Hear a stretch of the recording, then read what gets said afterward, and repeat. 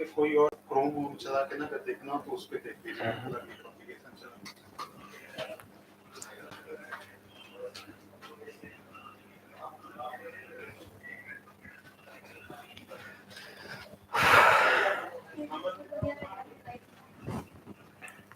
Good morning to सब लोगों को। Good morning.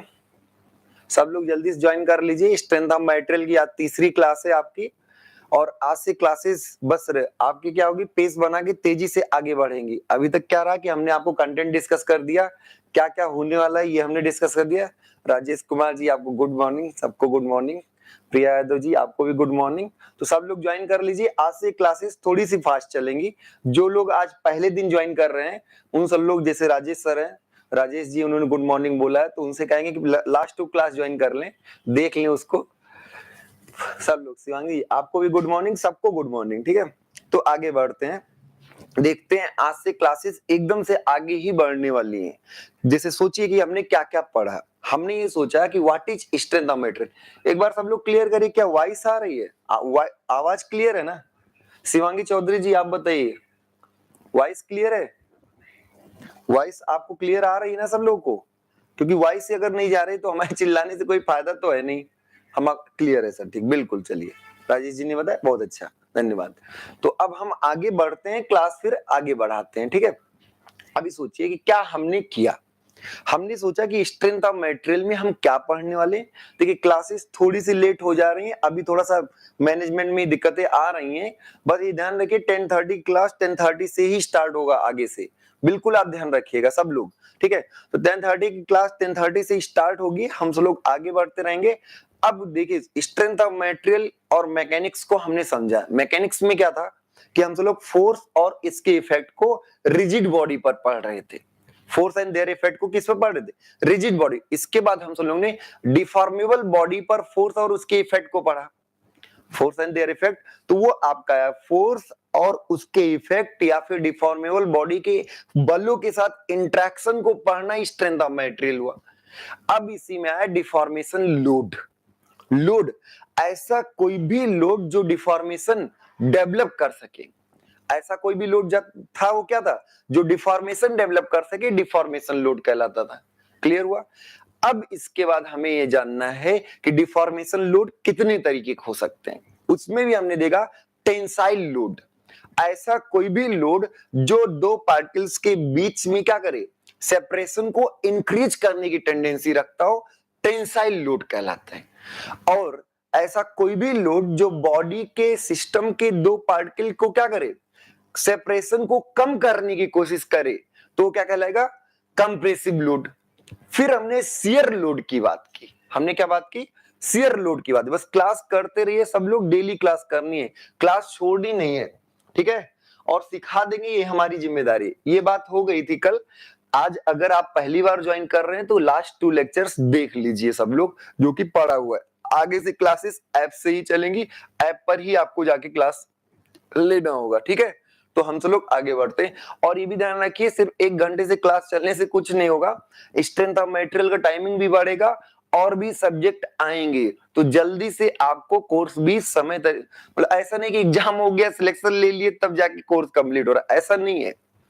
एग्जाम होने से पहले कंप्लीट कोर्स होना भी जरूरी है। ठीक है, तो अब हम सब लोग आगे बढ़ते हैं। ये हो गया था, डिफॉर्मेशन लोड की बात आई थी। डिफॉर्मेशन लोड क्या था? अब डिफॉर्मेशन लोड जो डिफॉर्मेशन पैदा कर सके, और डिफॉर्मेशन क्या था? शेप और साइज में चेंज।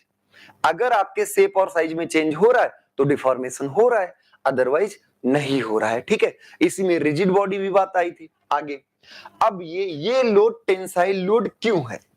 इस लोड को हम टेंसाइल कैसे मान रहे हैं? क्यों? क्योंकि ये लोड अगर हम देखें ध्यान से, तो ये लोड आपके इसके किन्हीं दो पार्टिकल के बीच की डिस्टेंस बढ़ाना चाह रहा है। इस पे काफी बात कल हमने की थी, कल के लेक्चर में।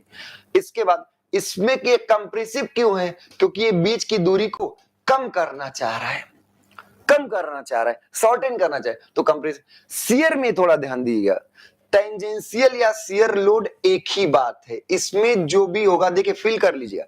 इसमें हमने एक फोर्स जो कि सरफेस के टेंजेंट लगाया। किसके लगाया? सरफेस के टेंजेंट लगा है इसलिए क्या हो गया, शियर या टेंजेंशियल लोड। अब ध्यान दीजिए, अगर ये ऐसा कोई लाइन था, ये लाइन जो था जब आप इस पर लोड लगाओगे क्या ये लाइन ऐसे आगे बढ़ जाएगा, ये लाइन पूरा पूरा क्या होगा, आगे बढ़ जाएगा। कैसे आगे बढ़ेगा, तो ये लाइन ऐसे आगे बढ़ जाएगा, ऐसे। अब इसमें एक बहुत खास बात, बहुत ध्यान दीजिएगा, जब आप फोर्स लगाए तो ये पूरा पूरा लाइन ऐसे आगे बढ़ गया। अगर ये सॉलिड है, अगर ये क्या है, सॉलिड है, तो इस बल के लगने पर ये आगे बढ़ के यहां ऐसे रुक जाएगा, यहां ऐसे क्या होगा, रुक जाएगा। ये ध्यान रखिएगा, ठीक है। ऐसे आगे बढ़ के और फिर वहीं पर जाकर क्या होगा, ये रुक जाएगा। ये लाइन यहां पर कन्वर्ट हुआ और यहां आ गया। पर अगर ये फ्लूइड होता, अगर ये आपका क्या होता, फ्लूइड, फ्लूइड का मतलब ही फ्लो करना है, उसका मतलब ही क्या है, तो सॉलिड में डिफॉर्मेशन किसी लोड के सापेक्ष, अगर लोड बढ़ा दो तो इसमें भी आगे और बढ़ेगा। अगर हम F अभी मान लीजिए 10 न्यूटन लगाए, तो अगर हम इसको 11 न्यूटन करें तो ये लाइन और आगे बढ़ेगी, ये कंफर्म है, ऐसा नहीं है। अगर हम लोडिंग कांस्टेंट नहीं लगा रहे हैं तो डिफॉर्मेशन भी कांस्टेंट नहीं होगा, पर किसी रिस्पेक्टिव लोड के सापेक्ष, जैसे 10 न्यूटन लोड के सापेक्ष ये लाइन आगे बढ़ के कहीं जाकर रुक जाएगी।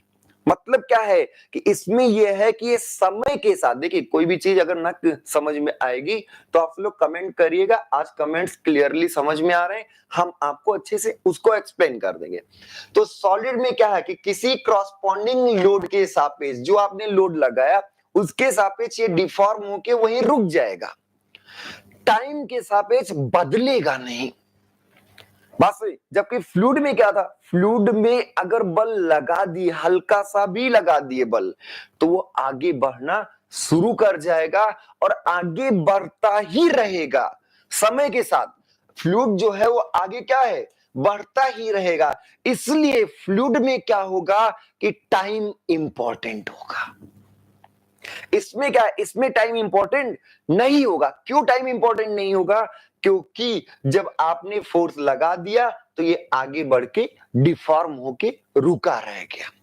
अब वो कहेगा हम बदल सकते हैं, लेकिन हमारे बदलने के लिए आपको और बल लगाना पड़ेगा, या हम कम भी हो सकते हैं, हम रिगेन भी कर सकते हैं। तो रिगेन करने की कैसे बात चलेगी, रिगेन करने में हम अगर लोड रिमूव कर लें, कम कर दें, तो वो ओरिजिनल शेप की तरफ जाने की कोशिश करेगा। क्लियर हुई बात। तो सॉलिड में जो है, सॉलिड में किसी क्रॉसपोंडिंग लोड पर, किसी लोड पर, किसी गिवन लोड पर जो डिफॉर्मेशन होता है वो फिक्स होता है, डिफॉर्मेशन चेंज नहीं होता। ये क्या होता है, फिक्स होता है। किसी क्रॉसपोंडिंग लोड के सापेक्ष डिफॉर्मेशन क्या होता है, फिक्स होता है, ध्यान रखिएगा। क्लियर हो गई बात, ठीक है। तो इसीलिए सॉलिड में आपका डिफॉर्मेशन मायने रखता है और फ्लूइड में फिक्स नहीं होता, लगातार डिफॉर्मेशन, तो वहां पर डिफॉर्मेशन समय के सापेक्ष मायने होता है। इसलिए डिफॉर्मेशन पर यूनिट रेट आ जाए, टाइम आ जाता है। जब टाइम के सापेक्ष कोई चीजें निकाली जाती है तो वो रेट कहलाता है। जैसे वेलोसिटी का रेट अगर निकाले, मतलब वेलोसिटी पर यूनिट टाइम मतलब एक्सीलरेशन है। वेलोसिटी का रेट क्या है, एक्सीलरेशन, और डिस्प्लेसमेंट का रेट क्या है, वेलोसिटी। क्लियर हो गई बात। और भी जोड़ते रहेंगे सारी चीजों को, आगे बढ़ते हैं, ठीक है। तो ये क्लियर हो गया। अब अगला भी लोड है। अगला लोड क्या है, बेंडिंग लोड। ये ध्यान रखिएगा, कपल आपका जनरली दो तरीके का लोड होता है, लोड दो तरीके का। अब आप ध्यान से सोचिएगा इस बात को, बहुत इंपॉर्टेंट और बहुत ही, कब बेंडिंग कब ट्विस्टिंग, कब बेंडिंग कब ट्विस्टिंग। तो अगर एक कोई ऐसे मेंबर है, ऐसे कोई भी मेंबर आपका क्यूबिकल मेंबर है, क्यूबॉइड है, ये क्या है, क्यूबॉइड मतलब घनाभ है। अब अगर घनाभ है तो लंबाई है, चौड़ाई है और गहराई है। लंबाई, चौड़ाई और गहराई तीनों आपके पास है। अब तीनों में आप ध्यान दीजिए, जो लंबाई के अलोंग एक्सिस होता है, जो लंबाई के अलोंग एक्सिस होता है, इसको लॉन्गिट्यूडनल एक्सिस कहते हैं। इसको क्या कहते हैं? Longitudinal axis. ध्यान से समझिए, बहुत इंपॉर्टेंट है, जिंदगी बीत जाती लोग इसको सीख नहीं पाते, तो ध्यान रखिएगा। लंबाई क्या होगा? Axis of the member along the length. Axis of the member along the length क्या होगा? लॉन्गिट्यूडनल एक्सिस, या इसी को क्या कहेंगे? अनुदैर्घ्य। अनुदैर्घ्य, अनुदैर्घ्य अक्ष। तो ये आपका अनुदैर्घ्य अक्ष होगा। बात समझ में आ रही ना? तो लॉन्गिट्यूडनल एक्सिस क्या होगा? Axis along the length. लेकिन किसी ने कहा नहीं, अगर हम इस एक्सिस की बात करें, अब देखिए ये एक्सिस क्या बोर्ड में है? एक्चुअल में इसका क्रॉस सेक्शन ऐसे है। इसका क्रॉस सेक्शन कैसे? ऐसे है। अब इस क्रॉस सेक्शन में एक एक्सिस ऐसे हो सकती है और एक एक्सिस ऐसे ऊपर की ओर हो सकती है, और एक आपका इसके परपेंडिकुलर है ही। एकदम क्लियर समझते रहिएगा। तो ये जो लाइन है, ये जो रेड लाइन है, ये बोर्ड के परपेंडिकुलर बाहर की ओर है, और ये जो लाइन है ये वर्टिकल लाइन है ऊपर की ओर।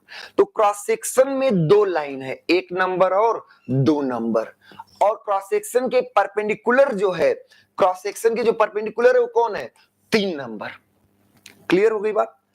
अब ध्यान दीजिए, जो लोड के अलोंग होगा वो लॉन्गिट्यूडनल, और जो लोड के परपेंडिकुलर वो ट्रांसवर्स। वो क्या होगा? लेंथ के अलोंग लॉन्गिट्यूडनल, और लेंथ लॉन्गिट्यूडनल के परपेंडिकुलर लॉन्गिट्यूडनल के। अब आप सोचिए, ये ऐसे बाहर है, ये ऐसे ऊपर है, और ये ऐसे आपकी तरफ है, तो इसके परपेंडिकुलर जो होगा वो क्या होगा? ट्रांसवर्स। ट्रांसवर्स, ये क्या होगा? ट्रांसवर्स। अब ध्यान से सुनिएगा, ट्रांसवर्स एक्सिस के अबाउट मूवमेंट, किसके अबाउट? किसके अबाउट बात आपने की? ट्रांसवर्स एक्सिस के अबाउट मूवमेंट बेंडिंग मूवमेंट कहलाएगा। ये क्या कहलाएगा? Bending movement. अब ध्यान सुनिए, आप सोचिए क्या है? एक्सिस ऐसे बाहर, तो ये मूवमेंट ऐसे ऊपर। राइट हैंड रूल से हमेशा डायरेक्शन बताते हैं, तो अगर कोई आपसे ऐसे मोड़ना चाहे, ऐसे इधर की तरफ ऐसे, तो एक्सिस क्या होगा? बाहर। एक्सिस क्या होगा? बाहर। हमेशा आप क्या करेंगे? मोड़ने की दिशा में उंगलियां लाएंगे, उंगलियां, और अंगूठा अपने आप डायरेक्शन पर। तो ऐसे आपने उंगलियों की इसकी डायरेक्शन में किया, अंगूठा क्या हुआ? बाहर। तो ये क्या हुआ? ट्रांसवर्स एक्सिस हुआ। ट्रांसवर्स एक्सिस के अबाउट कपल जो होगा वो बेंडिंग मोमेंट कहलाएगा।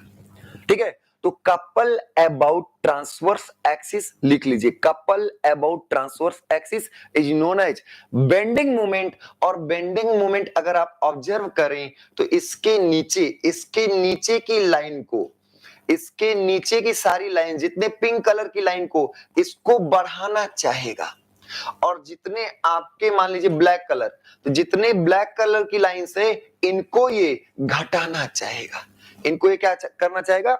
घटाना चाहेगा, शॉर्टन आउट करना चाहेगा। क्लियर हो गई बात? अब हम सब लोग आगे बात करते हैं। ठीक है, नेक्स्ट, अगर यही आपका ऐसे होता, ध्यान सुनिएगा इसमें, अगर ऐसे मूवमेंट लग जाए, ऐसे, इसको आप समझ पा रहे हैं कैसे? मतलब ये जो मेंबर है इसको अंदर की तरफ घुमाना चाह रहे हैं, पीछे ऐसे।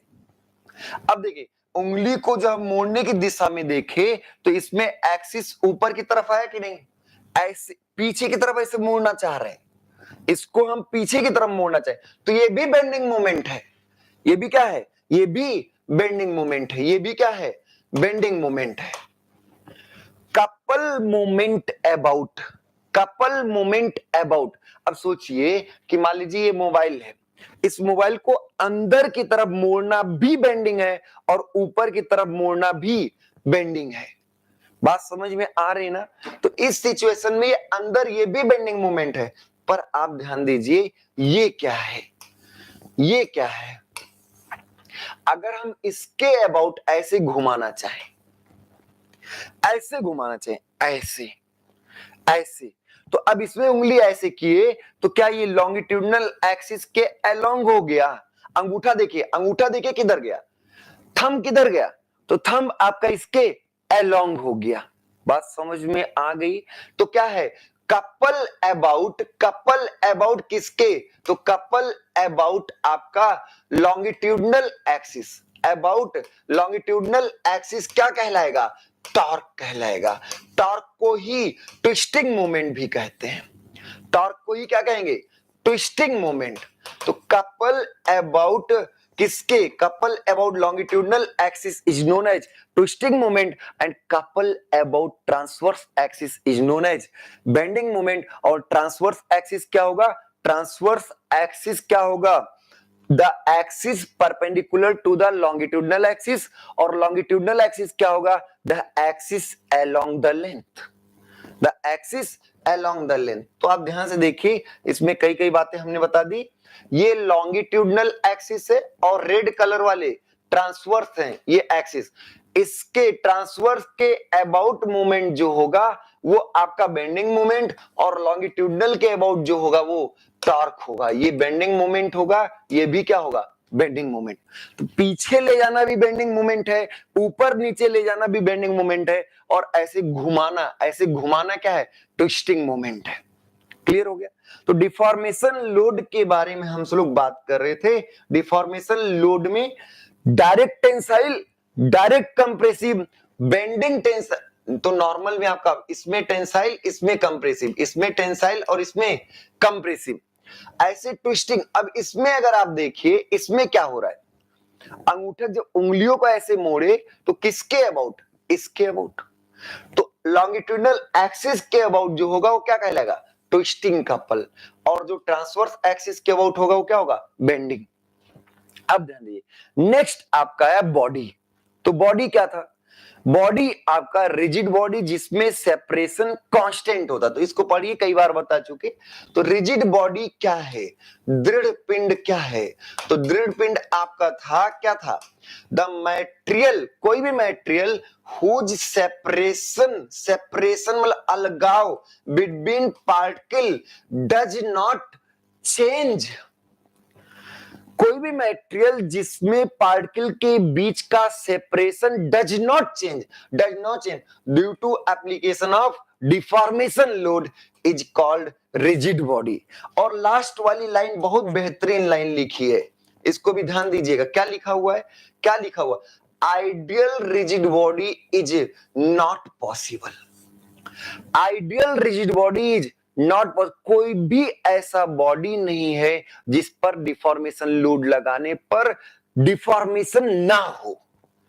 क्यों, क्योंकि अगर आप टच करेंगे, अगर इस पेन को भी हम होल्ड किए हैं तो इस पेन में भी कुछ ना कुछ डिफॉर्मेशन हो रहा है माइक्रो लेवल पर, बस हम उसको समझ नहीं पा रहे। क्योंकि अब ध्यान रखिए, रिजिड किसको मानेंगे, तो सेपरेशंस अगर उसके साइज की तुलना में निग्लिजिबल हो तो रिजिड मान लेंगे। अगला क्या है, डिफॉर्मेबल बॉडी। अब नाम में ही कुछ लिखा हुआ है, डिफॉर्मेबल, डिफॉर्म होने की एबिलिटी हो। तो ऐसा कोई भी बॉडी, ऐसा कोई भी पिंड जिस पर लोड लगाने पर शेप और साइज में चेंज हो जाए, शेप या साइज में डिफॉर्मेशन क्या है, चेंज इन शेप और साइज। तो आगे लिखा है द मटेरियल, कोई भी मटेरियल क्या हो, हुज सेपरेशन, जिसका separation between the particle change, separation between particle changes क्या होगा, due to application of load is called deformable body. तो लोड लगाने पर अगर सेपरेशन चेंज हो रहा है या डिफॉर्मेशन हो रहा है तो डिफॉर्मेबल बॉडी। ऐसे फिर अगला हम देखते हैं, अगला आपका क्या, लोडिंग भी आप डिफरेंट टाइप का लोडिंग समझ गए होंगे, लेक्चर्स आप देखते रहिए, थम्स अप भी करते रहिए, थोड़ा बताइए कि कैसा, मतलब आपको क्या समझ में आया कि नहीं। तो जो लोग क्लास करे थम्स अप करके भेजे, सब लोग थम्स अप करके भेजे, समझ में आया कि नहीं आया। आगे इलास्टिक बॉडी क्या होता है, इलास्टिक, इलास्टिक बॉडी आपके हिसाब से क्या होगा, इलास्टिक बॉडी। तो इलास्टिक बॉडी को आप समझे प्रत्यास्थ पिंड। अब प्रत्यास्थ पिंड क्या है, इलास्टिक बॉडी क्या है, देखिए इलास्टिसिटी लोडिंग की प्रॉपर्टी नहीं है। सब लोग ज्वाइन कर लिए क्लास को, अगर समझ में आ रहा है तो थम्स अप करिए, जो डाउट रहे उसको भी बताया करिए। ठीक है, समझ में आ रहा है, चलिए धन्यवाद। तो अब हम लोग फिर आगे इलास्टिक वर्ड, इलास्टिक सोचते ही दिमाग में कुछ समझ में आया। देखिए इलास्टिक वर्ड लोडिंग प्रॉपर्टी नहीं, पहली बात तो ये ध्यान रखिएगा, इलास्टिक लोडिंग प्रॉपर्टी नहीं है, इलास्टिक अनलोडिंग प्रॉपर्टी है। पर हाँ बिना लोड के तो अनलोड करोगे नहीं ना, पहले लोड किए रहोगे तभी तो अनलोड करो। तो जब किसी बॉडी पर लोड लगाया जाए और लोड लगाने के बाद लोड हटा लिया जाए, अब गुरुजी लोड लगाया तो कहा ठीक है भाई जबरदस्ती कर रहे हो, दबा लो कोई बात नहीं, लेकिन जब तुम जाओगे फिर हमें अपनी पुरानी बातें याद रहेंगी। तो मतलब क्या है कि लोड लगाने के बाद लोड हटाने पर क्या हो, ओरिजिनल शेप और साइज को रीगेन करने की प्रॉपर्टी इलास्टिसिटी है। ठीक है, किसी भी मटेरियल में अनलोडिंग करने पर ओरिजिनल शेप को रीगेन करने की प्रॉपर्टी क्या है, इलास्टिसिटी है। क्लियर हो गया, एकदम समझ में आया। अब क्वेश्चन है कि अब तो ये आपके हिसाब से क्या है, the property of material to regain of its original shape और size after removal of load या after unloading is called elasticity. अब क्वेश्चन है कि इलास्टिसिटी कैसे जाने, कैसे समझे। तो ध्यान, इलास्टिसिटी क्यों, क्वेश्चन है इलास्टिसिटी क्यों। अब आप सोचिएगा, बहुत इंपॉर्टेंट बात है ये, अगर समझ गए स्ट्रेस स्ट्रेन समझ में आ जाएगा। इंपॉर्टेंट, बहुत ध्यान समझिएगा। कोई एक बॉडी है ऐसे पड़ी हुई है, कोई एक बॉडी है ऐसे पड़ी हुई, इसमें कोई फर्क नहीं पड़ता। अब आपने मान लीजिए कि आपने 2 किलो का ईंट उठाया, 2 केजी का ही ब्रिक कोई ले लिया। अब देखिए ब्रिक अगर 2 किलोग्राम का ले लिए तो इसका 2 किलोग्राम फिक्स है, कोई भी लोड है तो आपने उठाया और वो फिक्स है, और इसको लाके इसके ऊपर रख दिए। अब सोचिए इसके ऊपर इसी 2 किलोग्राम को रख दिया गया, यहीं से थोड़ी सी बात समझिएगा, आपके सर पर ही 2 किलोग्राम का ईंट रख दिया जाए। अब जब जैसे ही रखेंगे, क्या लोड हमने 2 किलोग्राम एक साथ कांस्टेंट लगा दिया, हाँ हमने कांस्टेंट लगा दिया, ये तो फिक्स है ना, ये क्या है, ये फिक्स है, ये कांस्टेंट है, उठा के रख दिया। आप ही के ऊपर मान लीजिए कोई आके बैठ जाए, या सर आप मटेरियल है, आपका व्यवहार हमें समझना है, तो ध्यान रखिए जैसे 2 किलोग्राम आएगा तो पहले तो इनके पार्टिकल समझेंगे क्या हुआ क्या हुआ क्या हुआ। तो जैसे ही पार्टिकल उसके ऊपर, जैसे ही लोड आया तो पार्टिकल को वो दबाना चाहेगा, डिफॉर्म करना चाहेगा, और जैसे डिफॉर्म करने की कोशिश किया, और लोड है तो डिफॉर्म कर ही लेगा, क्योंकि बॉडी आपकी क्या है, बॉडी क्या है, डिफॉर्मेबल है। अब बताइए क्या वो, देखिए पहला क्या आया कि लोड लगाने पे पहला क्वेश्चन आया कि डिफॉर्मेशन आया, उसके पार्टिकल्स के बीच का सेपरेशन कम होने की कोशिश किया गया, और जब कम होने की कोशिश किया गया तब इसने कहा अच्छा ये दबा रहे हैं, ये हमें क्या कर रहे हैं, दबा रहे हैं, तब ये विरोध करना शुरू करेगा।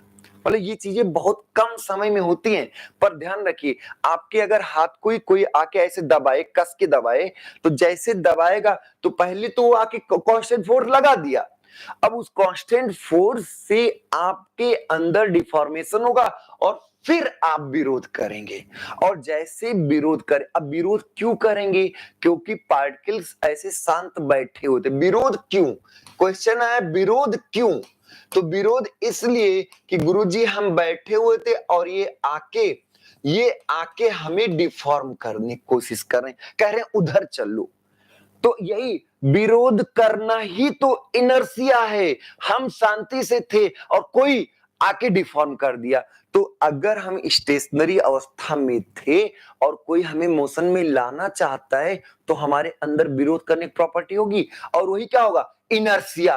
तो ये विरोध क्यों आता है, ये क्यों बताता है, ये कहेगा इनर्सिया के कारण। ये किसके कारण, इनर्सिया के कारण, इनर्सिया के कारण विरोध आएगा, और फिर हम कहेंगे कि दबेंगे नहीं, लेकिन तब भी लोड है तो कुछ ना कुछ तो दबाए।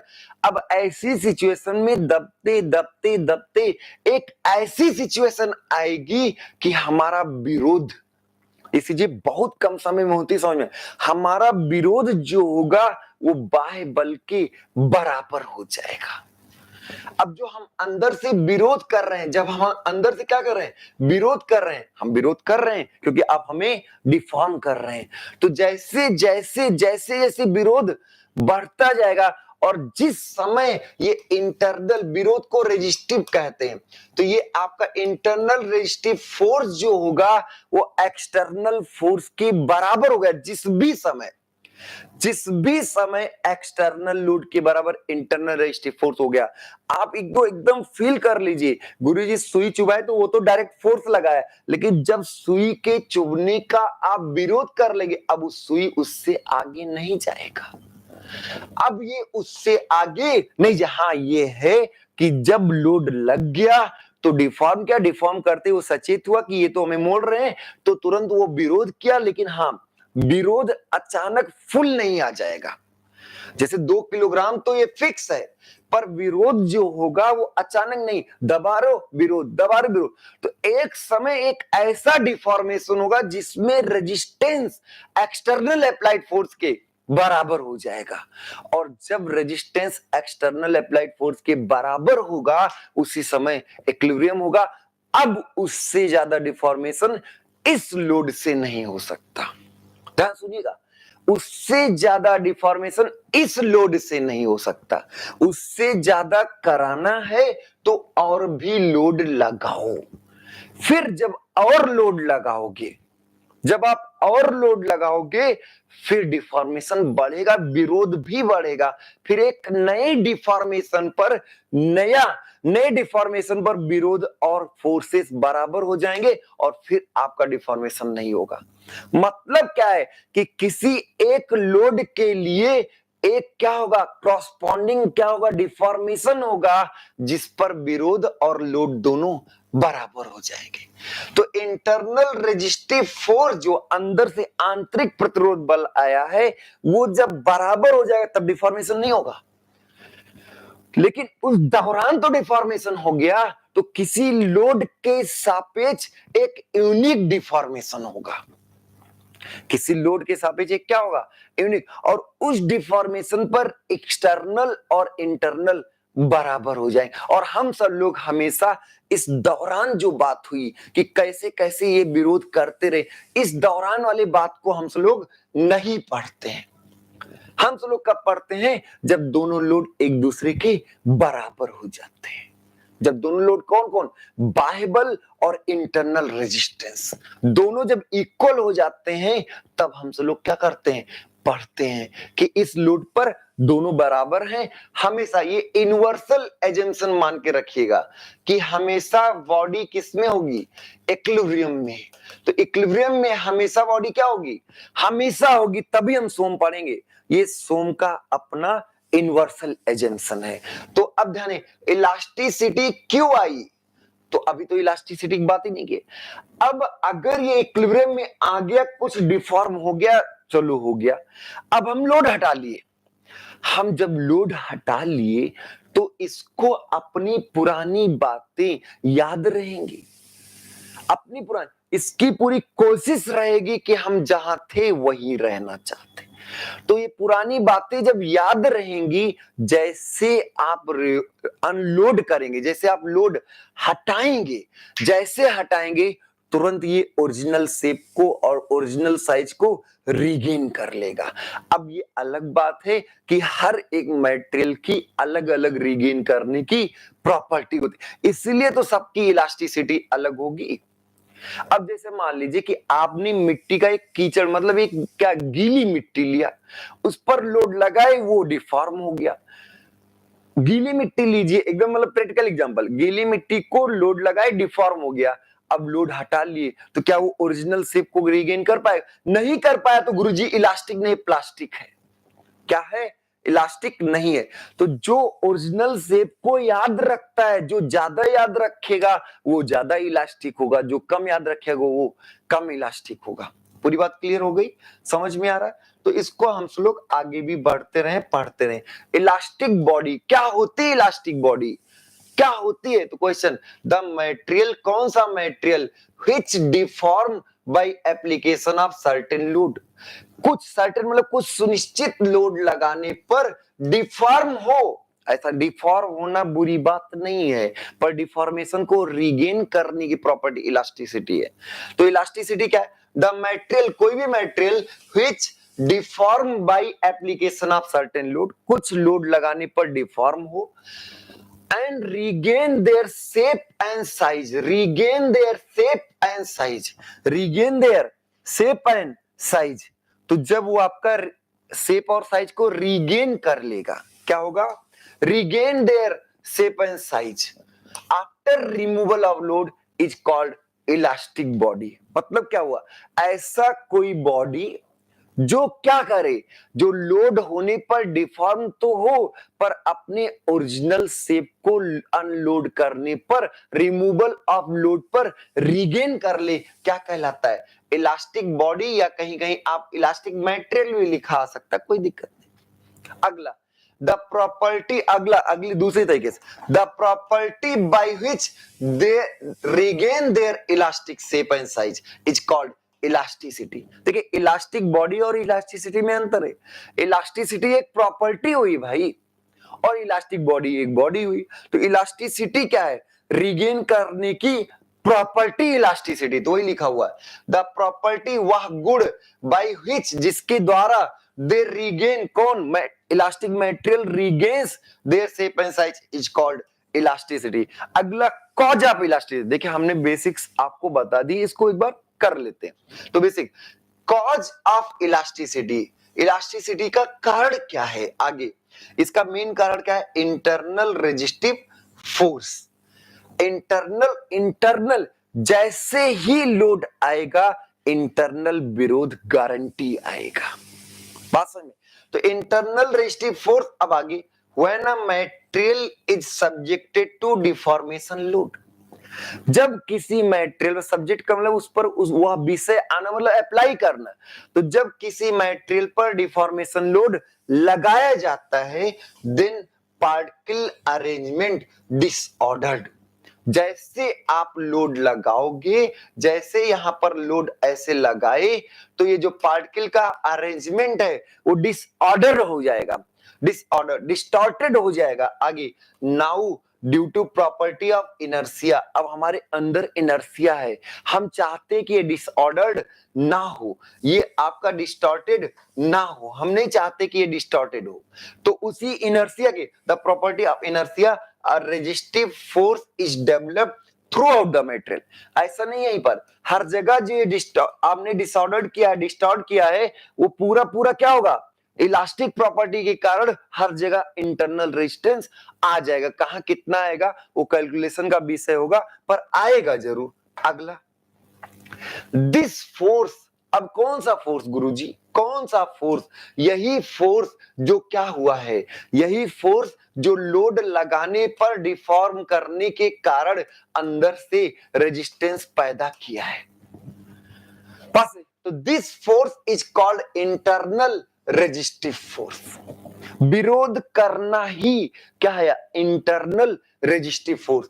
और the deformation of the material is continued. देखिए आपने लोड तो पूरा फिक्स लगाया, पर रेजिस्टेंस तो बराबर नहीं, वो कहेगा डिफॉर्मेशन होगा तब हम आएंगे।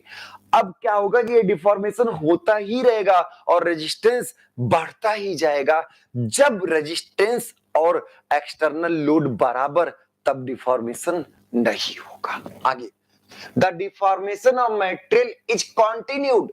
लोड लगाए, लोड तो फिक्स है, रेजिस्टेंस फिक्स नहीं है, तो ये कंटिन्यूड रहेगा till the full resistance to the external force is set up. तब तक कंटिन्यू रहेगा जब तक कि internal resistive force external force के बराबर नहीं सेट हो जाता। और इंटरनल रेजिस्टिव फोर्स जो होता है, ये बहुत ही इंपॉर्टेंट बात, इसको मार्क रखिएगा। इंटरनल रेजिस्टिव जो रेजिस्टेंस है, ग्रेजुअली इंक्रीजेज और डिक्रीजेज। ग्रेजुअली धीरे धीरे बढ़ता है और धीरे धीरे घटता भी है। जब लोड तो आप बाहरी बल तो आप फिक्स लगा देंगे, वो बढ़ना घटना बात ही नहीं। जैसे आपने अभी बोला था 2 kg का ब्रिक रख दिया तो ये तो आप फिक्स लगा दे, पर रेजिस्टेंस जो है वो धीरे धीरे बढ़ेगा, ग्रेजुअली बढ़ेगा और 2 kg के बराबर हो गया तो उस समय डिफॉर्मेशन फिक्स हो गया।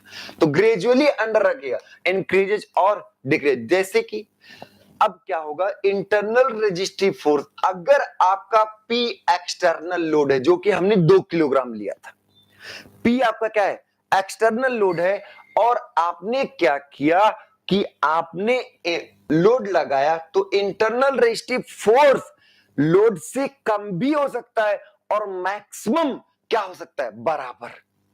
तो जब आप लोड लगाए तो बहुत ज्यादा विरोध उसके बराबर हो सकता है, अदरवाइज विरोध उससे कम। जब तक विरोध कम रहेगा तब तक डिफॉर्मेशन होता रहेगा। जब विरोध आपने बराबर लगा दिया तब डिफॉर्मेशन रुक जाएगा। आगे, in case of equilibrium, internal resistive force external applied force के बराबर होता है। अब ध्यान रखिएगा, हम हर बार इंटरनल रेजिस्टिव फोर्स को एक्सटर्नल अप्लाइड फोर्स के बराबर कर देंगे, ऐसी कोई बात नहीं, पर क्वेश्चन ये है क्या ये हर बार बराबर नहीं, स्टार्टिंग में ये धीरे धीरे डेवलप होता है। तो हर बार हम ये दोनों इक्विलिब्रियम में ही पढ़ेंगे, स्ट्रेंथ ऑफ मटेरियल में इक्विलिब्रियम में ही पढ़ोगे, मतलब एक्सटर्नल और इंटरनल रेजिस्टेंस दोनों बराबर ही होंगे। तो इसलिए हम लोड अपॉन एरिया तो कर सकते हैं, पर एक्चुअल में stress internal resistive force per unit area होता है। स्ट्रेस क्या होगा, स्ट्रेस डेवलप होता है इंटरनल रेजिस्टिव फोर्स की वजह से। अब आइए, the concept of stress and strain, ये बहुत ही इंपॉर्टेंट लाइन लिखी है, ध्यान दीजिएगा। The concept of stress and strain is only valid when internal resistive force is in equilibrium with external load. तो स्ट्रेस स्ट्रेन का जो हम कॉन्सेप्ट पढ़ने वाले हैं वो क्या है, तभी वैलिड है जब क्या हो, जब आपका इक्विलिब्रियम में हो। मतलब क्या हो कि P जो हो, एक्सटर्नल फोर्स जो हो वो इंटरनल रेजिस्टिव फोर्स के बराबर, या इंटरनल रेजिस्टिव फोर्स जो हो वो एक्सटर्नल लोड के बराबर हो। आगे, जब कभी जैसे मान लीजिए हम इलास्टिक मटेरियल पढ़ रहे हैं, इलास्टिक मटेरियल में क्या है कि लोड लगाए, अनलोड किए, वो रिगेन कर लिया। कभी कभी हम प्लास्टिक मटेरियल के बारे में भी पढ़ते हैं। प्लास्टिक मटेरियल के बारे में कब पढ़ेंगे, जैसे मान लीजिए हमें कप, एक प्लेट बनाना, एक हमें कटोरी बनाना है, हमें क्या बनाना है, कटोरी। एक बार सब लोग बताइए कि समझ में आ रहा है कि नहीं, सब लोग थम्स अप करके बताइए और इसको लाइक भी करके बताइए। सब लोग थम्स अप करके बताइए कि समझ में आ रहा है कि नहीं आ रहा है। बस बेहतरीन लेक्चर होने वाला है, बोले एक एक बेसिक चीजें समझनी है। तो सब लोग थम्स अप करके बताइए, कमेंट बॉक्स में जाकर थम्स अप करके बताइए, ठीक है। आगे, अब जब कभी हमें कटोरी बनाना होगा, किसी प्लेट से क्या बनाना होगा, कटोरी, तो कटोरी में तो आप प्लास्टिक डिफॉर्मेशन करते हैं, लोड लगाते ही वो डिफॉर्म हो गया। वहां पर रिगेन हम कराना ही नहीं चाहते, एक नया शेप देना चाहते हैं। तो प्लास्टिक डिफॉर्मेशन के केस में, थम्स अप करके बताइए भाई, प्लास्टिक डिफॉर्मेशन के केस में क्या होगा, फ्लो स्ट्रेस इंपॉर्टेंट हो जाएगा। वहां स्ट्रेस नहीं, वहां पर ये एसएससी का एक क्वेश्चन है, इवन किसी भी एग्जाम में आ सकता है कि प्लास्टिक डिफॉर्मेशन के लिए कैसा stress, flow stress. When there is plastic flow, then flow stresses and strain rate are used for analysis। जब डिफॉर्मेशन फिक्स हो तब आपको रेट नहीं इंपॉर्टेंट होता। थम्स अप, थैंक यू बेहतर।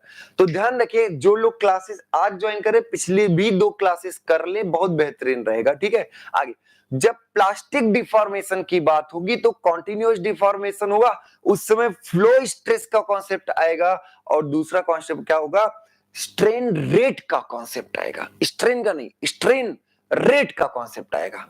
क्लियर है, इसको नोट रखिएगा। For plastic deformation flow stresses are important and strain rate are used for analysis.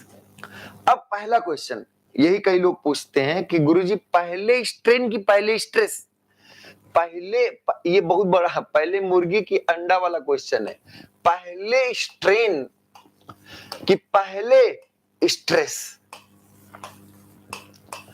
अब आप बताइएगा, इसको सब लोग बताइए, पहले स्ट्रेन कि पहले स्ट्रेस। ऐसे सोच रहे हैं, आंखें खुल गई, आंखें एकदम डब्बा जैसी हो गई क्या? ठीक है, तो अब बताइए, पहले स्ट्रेन की पहले स्ट्रेस दिमाग में चल रहा है, घूम रहा है क्या?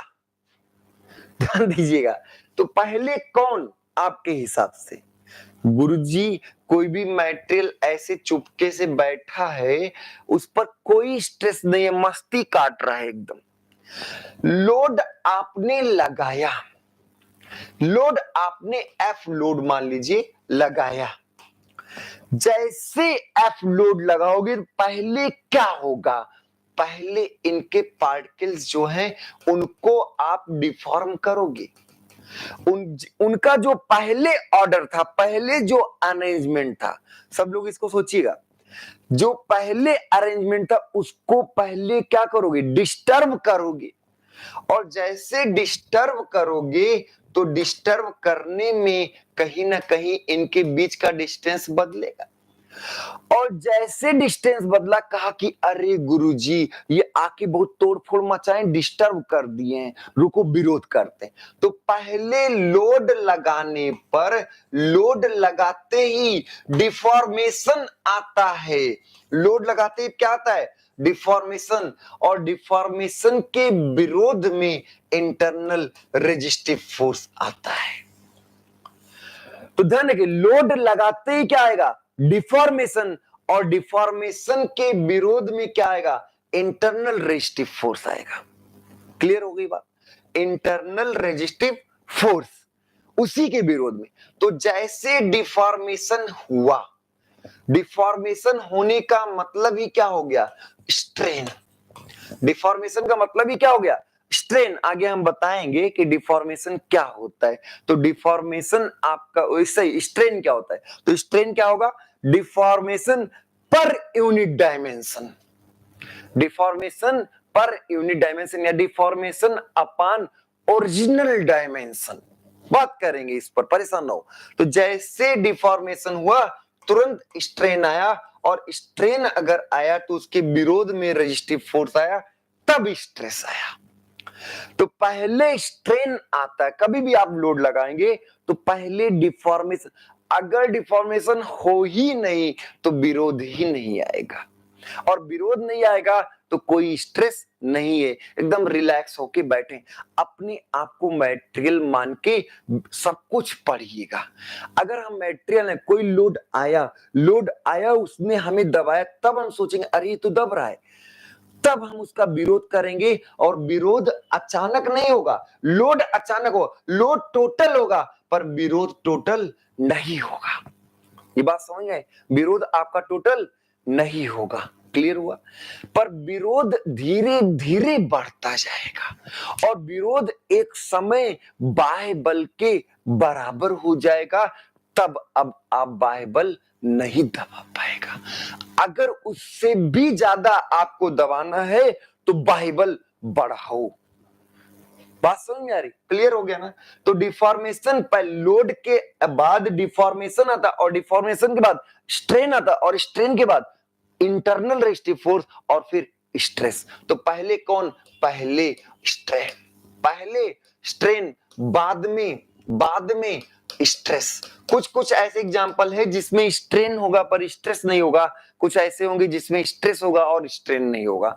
तो वो सब हम करा देंगे, परेशान ना होइए, बस ये ध्यान रखना। तो strain is the cause of stress. अगर स्ट्रेन ना आए तो स्ट्रेस ना आएगा। तो स्ट्रेन ही मेन कारण है स्ट्रेस का। मेन चीज डिफॉर्म होना ही मेन कारण है क्या? स्ट्रेस आने का। ध्यान रखिए, तो strain is the cause of stress due to load. क्यों? देखिए, इसको डिफॉर्म भी किया है, बताया भी गया है। Due to load deformation generated. जैसे लोड लगाओगे तुरंत डिफॉर्मेशन जनरेट होगा, और उसकी वजह से स्ट्रेन जनरेट होगा। भाई डिफॉर्मेशन हुआ, शेप साइज में चेंज हो गया, तो आप तुरंत कहोगे स्ट्रेन आया गुरुजी। और स्ट्रेन आने के बाद क्या होगा? Stress generator. मतलब क्या है कि लोड लोड कहेगा डिफॉर्मेशन और डिफॉर्मेशन कहेगा स्ट्रेन, और स्ट्रेन के आने पर internal restive force, internal restive force की वजह से क्या आया, स्ट्रेस। और स्ट्रेन, अब ध्यान रखिए स्ट्रेन क्या है, तो इस पर थोड़ी बात ले लेते हैं, बहुत बेहतरीन टॉपिक होने वाला है, इससे क्वेश्चन बहुत आए हुए हैं। तो स्ट्रेन क्या है, अब ध्यान, जैसे डिफॉर्मेशन होगा तुरंत विकृति आएगी, तुरंत विकृति आएगी, स्ट्रेन का मतलब ही विकृति होता है।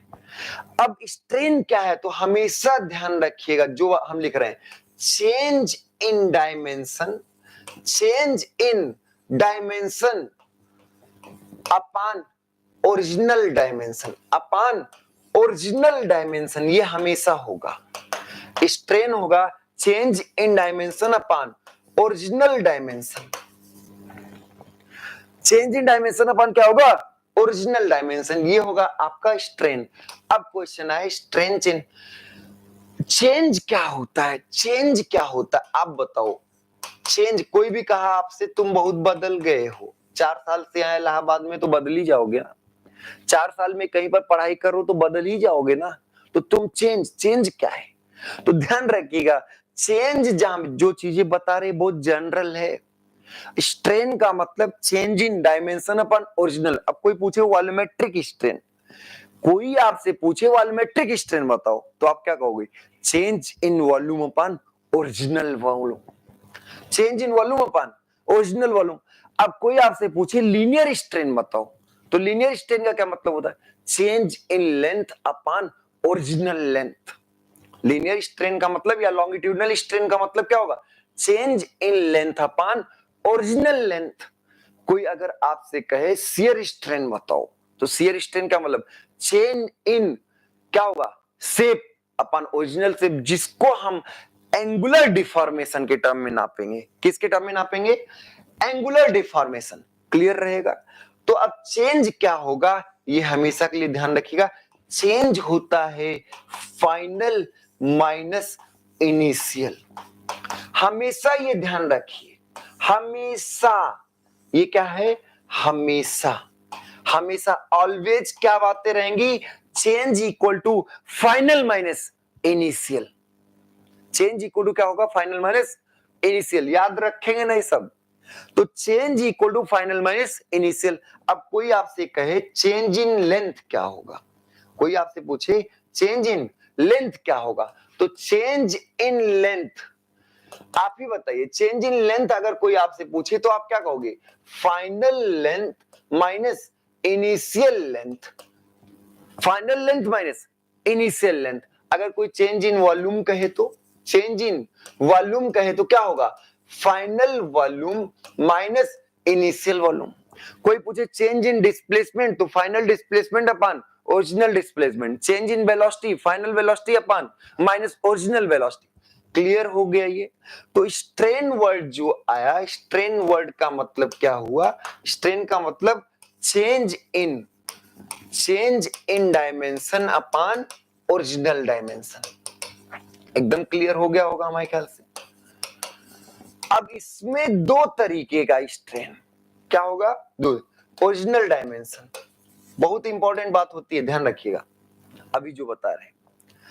ओरिजिनल डायमेंशन, ओरिजिनल, अब हम आपसे सिर्फ स्ट्रेन की बात करें तो स्ट्रेन जो होता है वो दो तरीके का, स्ट्रेन जो होगा वो क्या होगा, दो तरीके के, एक नॉर्मल स्ट्रेन और एक शियर स्ट्रेन, या इसी को हम क्या कहेंगे, टेंजेंशियल स्ट्रेन। इसी को क्या कहेंगे, टेंजेंशियल स्ट्रेन।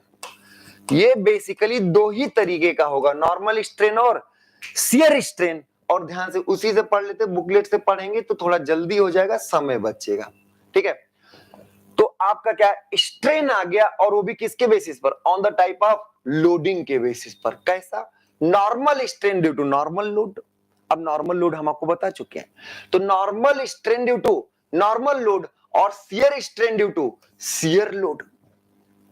तो नॉर्मल स्ट्रेन, अब नॉर्मल में भी तीन होता है, नॉर्मल में भी तीन, तीन कौन कौन ध्यान दीजिएगा, लॉन्गिट्यूडनल स्ट्रेन और लेटरल स्ट्रेन और वॉल्यूमेट्रिक। अब ध्यान सुनिए, अगर कोई ऐसे मेंबर है कोई मान लीजिए सिलेंड्रिकल मेंबर है, इसमें आपने लोड ऐसे लगाया, क्या इसकी लंबाई में चेंज होगा?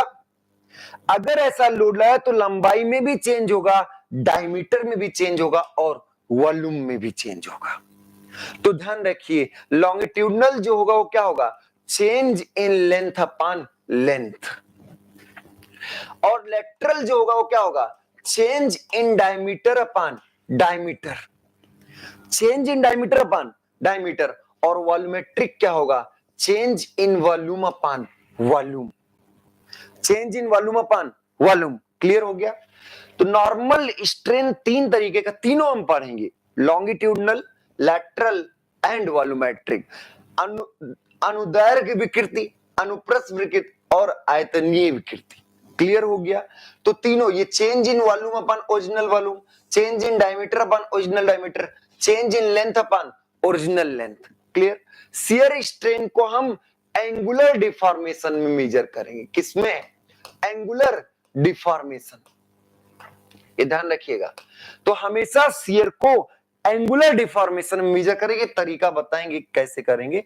अब आपका स्ट्रेन, अब स्ट्रेन आपका एक्चुअल में दो तरीके का होता है, इंजीनियरिंग स्ट्रेन, इंजीनियरिंग स्ट्रेन और ट्रू, सच्ची, नेचुरल ट्रू स्ट्रेन।